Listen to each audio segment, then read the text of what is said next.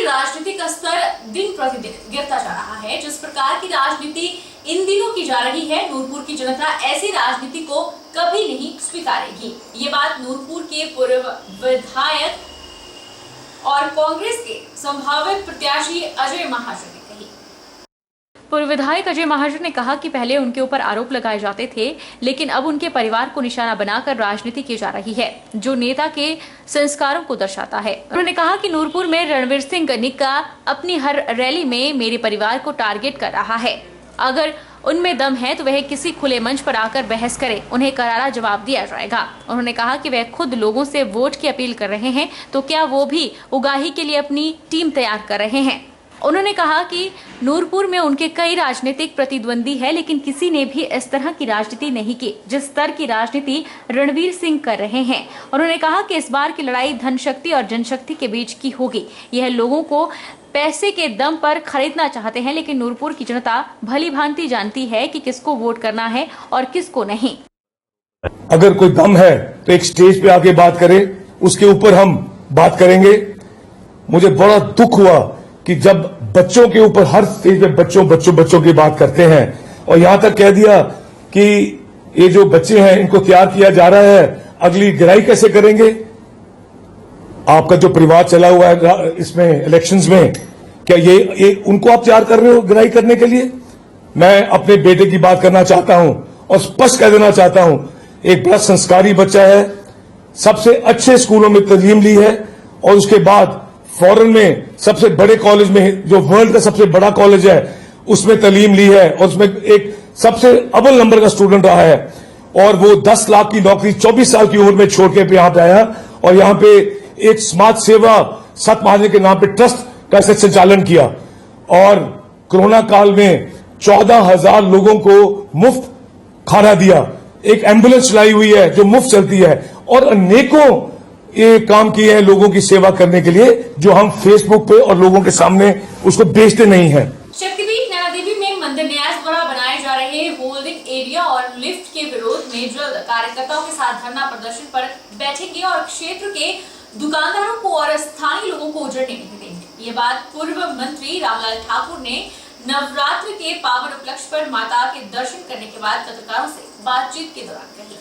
पूर्व मंत्री रामलाल ठाकुर ने कहा कि नैना देवी का पहाड़ी क्षेत्र डेंजर जोन में है। भूवैज्ञानिकों की रिपोर्ट ने यह खुलासा किया है, जबकि इस पर बड़ी बड़ी बिल्डिंगों का और बड़े बड़े पिलर्स और पुलों का निर्माण करना खतरे से खाली नहीं। उन्होंने कहा कि अगर यह पहाड़ी गिर जाती है तो इसका कौन जिम्मेदार होगा। मंदिर न्यास के पास करोड़ों रुपए जमा है और इसके तहत उसका दुरुपयोग किया जा रहा है। लिफ्ट लगने से और होल्डिंग एरिया बनने से पहाड़ी पर अतिरिक्त भार पड़ेगा, वहीं स्थानीय लोगों को रोजगार से महरूम होना पड़ेगा। उन्होंने कहा कि जो लिफ्ट बनाई जा रही है यह बाजार से बाहर से बन रही है, जिससे लोगों का रोजगार खत्म हो जाएगा। नैना देवी के चंगर क्षेत्र, भाखड़ा, स्वार घाट क्षेत्र के सैकड़ों युवा माता के चरणों में रोजगार दुकानदारी करते हैं, उन सब का रोजगार खत्म हो जाएगा। उन्होंने कहा कि सरकार लोगों को रोजगार देती है, लेकिन यह भाजपा की सरकार लोगों को रोजगार छीनने में लगी हुई है। जो यहाँ पे गलत हो रहा है और यहाँ पे जहाँ पे इनको काम करना चाहिए, और ये मैं कहना चाहूंगा कि जो अनसेफ डिक्लेयर हुई है जगह, उस जगह के ऊपर आप इतनी बड़ी बड़ी जो है वो बिल्डिंगें बना के यहाँ पे जो है ना डबल जो है वो आप रोप में लगा के नैना देवी माता की जो जगह है, इस जगह को तबाही की तरफ को ले जा रहे हैं। इसके खिलाफ जो है वो कांग्रेस पार्टी धरना देगी। मैं डिप्टी कमिश्नर साहब को भी कहना चाहूँगा, क्योंकि आपको ऊपर से आदेश हो रहा है तो आपके भी वहां से पता हमारे को लगा कि कहा जा रहा है कि दिसंबर से पहले ये रोप वे आपने लगाना है। कहाँ पे करना आपने, जो है ना जमीन पे आएगा। ये सारे पेड़ आपने काट दिए। मेरे पास सारी की सारी फोटोग्राफी है। सारे नैना देवी के यहाँ पे जो हमारे म्यूनिसिपल कमेटी ने एक पार्क बना रखा है वो भी तोड़ दिया। लाखों रुपए उस पर खर्च हुए हैं और अभी जो है जो पेड़ आपने काटे वो सारा उसका नुकसान होके, और वो पेड़ फिर कहा गया रातों रात उठा दो, क्योंकि नवरात्रों में जो है ना कोई नहीं बोलेगा, लेकिन लोगों की जो है वो चारों तरफ लोग देख रहे हैं कि कहाँ पे क्या हो रहा है। मेरे पास सारे फोटो पड़े हुए हैं कि आपने बिना परमिशन के, कोई परमिशन फॉरेस्ट डिपार्टमेंट से नहीं है, कोई उसकी डैमेज रिपोर्ट नहीं कटी है, और बाकी किसानों के अगर एक पेड़ कटता है तो फॉरेस्ट वाले बैठ जाते हैं। प्रदेश कांग्रेस प्रवक्ता सुदर्शन शर्मा ने हैरानी जताते हुए बताया है कि 10 वर्ष पूर्व अंतर्राज्यीय चक्की पुल के निर्माण की कीमत करीब 36 करोड़ थी, लेकिन अब मौजूदा स्थिति में मुरम्मत कार्य के लिए 300 करोड़ का प्रावधान का खर्च करना सीधा सीधा अंधेर नगरी चौपट राजा टक्केसर भाजी टक्केसर खाजा वाली कहावत चरितार्थ होती जा रही है। चर्चित पुल जो चक्की ब्रिज है, जो अंतर्राज्यीय पुल बना हुआ है हिमाचल और पंजाब की सीमा पर, उसको तीसरे दिन सरकार द्वारा बंद कर देना आम जनमानस के साथ सबसे बड़ा धोखा है, क्योंकि ये पुल 10 वर्ष पूर्व पहले निर्मित था और इसको लोक निर्माण विभाग द्वारा बनाया गया था। लेकिन लोक निर्माण विभाग द्वारा किसी भी प्रकार का अनसेफ करने का इसको नोटिस नहीं दिया गया। ये मात्र दोनों जो अपने विभाग हैं, एक तो उच्च राष्ट्रीय प्राधिकरण व IRB जो निर्माण कंपनी है, इनके उच्च अधिकारियों द्वारा जो ये तीसरे दिन पुल को बंद कर देना, क्योंकि ये पुल के जो पिलर हैं, इन पिलरों की गहराई जो है वो 25 मीटर तक पुख्ता रखी गई है। अभी जो 3-4 पुल जो खनन के कारण, जो पानी के बहाव के कारण खाली हुए हैं, वो उनकी मात्र 5 मीटर पुल जो है वो खाली हुआ है। वो पिलर जो है, उन पिलरों को अनसेफ कर देना वो एक सरकार की मिलीभगत हो सकती है, या ये एक झूठा प्रचार है और लोगों को भय बनाकर ये एक प्रावधान बनाया गया है, साधन बनाया गया आय का। क्योंकि 36 करोड़ का ये निर्मित पुल, जिसकी निर्माण कंपनी द्वारा 36 करोड़ इसके ऊपर कॉस्ट लगाई गई थी, उसके ऊपर 300 करोड़ रुपया रिपेयर का खर्चा करना, ये एक हास्यास्पद है। और ये एक किसी न किसी सरकार द्वारा ये इसके ऊपर इसके ऊपर जो नाजायज खर्चा करना, ये राष्ट्र धन का जो दुरुपयोग है।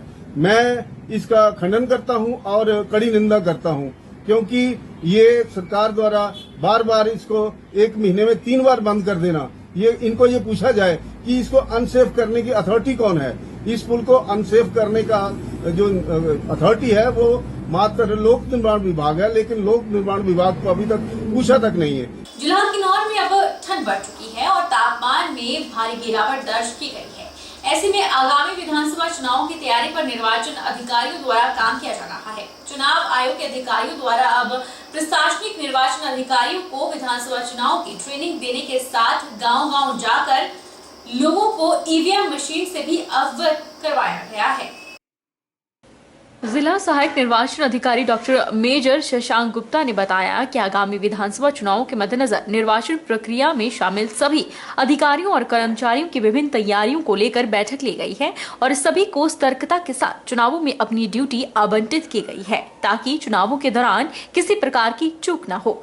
इसके अलावा हर बूथ का निरीक्षण कर लिया गया है और नए मतदाताओं को भी आइडेंटिफाई कर लिया गया है। जिला में चुनाव शांतिपूर्ण हो, इसके लिए भी पुलिस बल तैयारियां कर रही है और निर्वाचन की हर प्रक्रिया पर अधिकारियों की नजर होगी। उन्होंने कहा कि आगामी विधानसभा चुनाव अब नजदीक है, इसलिए जिला के अधिकारी कमर कस चुके हैं और जैसे ही आचार संहिता की प्रक्रिया शुरू होगी, तुरंत अधिकारी मैदान में उतरकर काम करेंगे और किसी भी प्रक्रिया को सही तरीके और पारदर्शिता के साथ करवाया जाएगा और जिला निर्वाचन अधिकारी की नजर चुनाव प्रक्रिया पर हर वक्त रहेगी।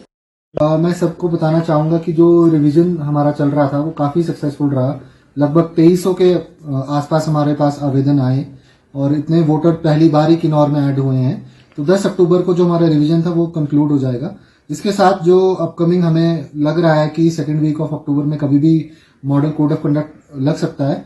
तो इसमें हमने जो तैयारी करी है वो इस प्रकार से है कि सारे एक तो आइडेंटिफाई कर लिए लोग, हमने ड्यूटी सबकी लग चुकी है और अभी ट्रेनिंग्स का जोर है। जैसे आज भी एक्सपेंडिचर मॉनिटरिंग को लेकर हमारी ट्रेनिंग है, तो हमारी कोशिश रहेगी कि 10 अक्टूबर से पहले ही हम जो अपना सारा पोलिंग स्टाफ है उसकी ट्रेनिंग पूरी कर लें, ताकि हमें किसी भी कठिनाई का सामना आगे ना करना पड़े। अखिल भारतीय विद्यार्थी परिषद का राज्य स्तरीय 3 दिवसीय 43वां अधिवेशन सोलन में आयोजित किया गया, जिसमें अखिल भारतीय विद्यार्थी परिषद ने नई कार्यकारिणी का गठन किया। अधिवेशन में 3 दिनों तक ज्वलंत शिक्षा के मुद्दों पर विचार विमर्श किया गया।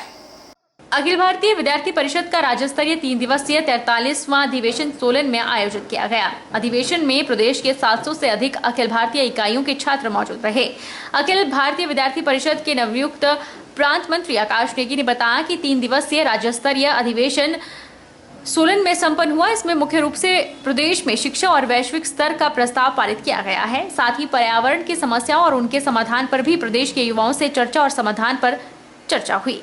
भारतीय विद्यार्थी परिषद हिमाचल प्रदेश की तीन दिवसीय 43वां प्रांत अधिवेशन आज सोलन में शूलिनी माता की पावन धरती पर संपन्न हुआ है। इस अधिवेशन में एक मिनी हिमाचल को विद्यार्थी परिषद के कार्यकर्ताओं ने और सोलन की जो जनता है उसको यहाँ पे देखा है। सोलन में किन्नौर से लेकर ऊना से लेकर चंबा से लेकर सिरमौर तक के हर एक इकाई के कार्यकर्ताओं का यहाँ पे एक सम्मेलन हुआ है। अगर हम बात करें इन 3 दिवसीय सम्मेलन की, इस 3 दिवसीय अधिवेशन की, इसमें विद्यार्थी परिषद द्वारा 2 प्रस्ताव भी पारित किए गए, जिसमें कि प्रदेश का जो शिक्षा के ऊपर जो नीतियां बनाई जा रही है, शिक्षा का जो वैश्विक स्तर है, जो वर्तमान में शिक्षा की हालत है, उसके ऊपर चर्चा की गई। इसी के साथ साथ पर्यावरण की जो समस्याएं हैं और समस्याओं के साथ साथ उसकी क्या समाधान हो सकता है, उस पर भी यहाँ पे चर्चा की गई। और इसी के साथ साथ आज जो तीसरा दिन था, हिमाचल प्रदेश की नई प्रांत कार्यकारिणी की यहाँ पे घोषणा भी। देश के सबसे बड़े अस्पताल आईजीएमसी में वरिष्ठ डॉक्टरों के सामूहिक अवकाश पर जाने से मरीजों को काफी परेशानी का सामना करना पड़ रहा है। अस्पताल ओपीडी में वरिष्ठ डॉक्टर नदारद रहे, वहीं रेजिडेंट डॉक्टरों की ओपीडी में मरीजों की लंबी भीड़ लगी रही। अकादमिक भत्ता न मिलने के कारण सीनियर डॉक्टर सामूहिक अवकाश पर चले गए हैं। 250 वरिष्ठ डॉक्टर मांगे पूरी न होने से सामूहिक अवकाश पर हैं। आईजीएमसी में रूटीन के 55 ऑपरेशन भी टल गए हैं। इससे सबसे अधिक परेशानी उन मरीजों को हुई जिनके ऑपरेशन होने हैं। सेमिडिकोट के अध्यक्ष डॉक्टर राजेश सूद ने कहा कि डॉक्टरों को अकादमिक भत्ता नहीं मिला है। आईजीएमसी के अलावा मंडी, हमीरपुर, टांडा और चंबा में भी वरिष्ठ डॉक्टर सामूहिक अवकाश पर रहेंगे। प्रधानमंत्री के दौरे के चलते मंडी में चिकित्सक अवकाश पर नहीं गए। उन्होंने कहा कि 7 महीने पूर्व मुख्यमंत्री और अधिकारियों के साथ बैठक में मुख्यमंत्री ने एक कमेटी बनाने के निर्देश दिए थे। उन्होंने कहा कि 2 महीने में उसे रिपोर्ट सौंपने के निर्देश भी दिए, लेकिन अभी तक रिपोर्ट तो दूर, इस कमेटी की एक ही बैठक हुई है, जिस कारण मजबूरन अवकाश पर चिकित्सकों को जाना पड़ा। तो हमें मजबूरन एक दिल पे पत्थर रख करके जो आज का सामूहिक अवकाश लेकर सरकार को आज ये चेताना पड़ा कि जो अपने वादे हैं कम से कम सरकार को उनको तो पूरा करना चाहिए। जो हमारी मुख्य मांगे थी उसमें हमारा जो एक एकेडमिक अलाउंस होता है वो था। जो हमारे फील्ड में स्पेशलिस्ट डॉक्टर्स काम करते हैं उनको सरकार जो है वो अभी के समय में 7500 रुपया प्रति माह जो है वो स्पेशलिस्ट अलाउंस देती है, जो कि जल्द ही। उत्तरी भारत की प्रसिद्ध शक्तिपीठ माता बालासुंदरी त्रिलोकपुर मंदिर में दुर्गा नवमी के अवसर पर हजारों की संख्या में श्रद्धालुओं ने शीश नवाया। इस दौरान जिला पुलिस प्रशासन की ओर से मंदिर में विशेष पूजा अर्चना भी की गई। शक्तिपीठ त्रिलोकपुर में आयोजित हो रहे नवरात्र मेले के दौरान हर दिन हजारों की संख्या में श्रद्धालु पहुंच रहे हैं। नवमी के दिन सुबह से ही मंदिर में श्रद्धालुओं का तांता लगा रहा। हिमाचल की अपेक्षा बाहरी राज्यों से ज्यादा संख्या में श्रद्धालु पहुंचे। शक्तिपीठ पहुंचे श्रद्धालु ने बताया कि यहां से उनकी गहरी आस्था जुड़ी है और यहां जो भी मन्नत है उनके द्वारा की जाती है वह सब पूरी हो जाती है।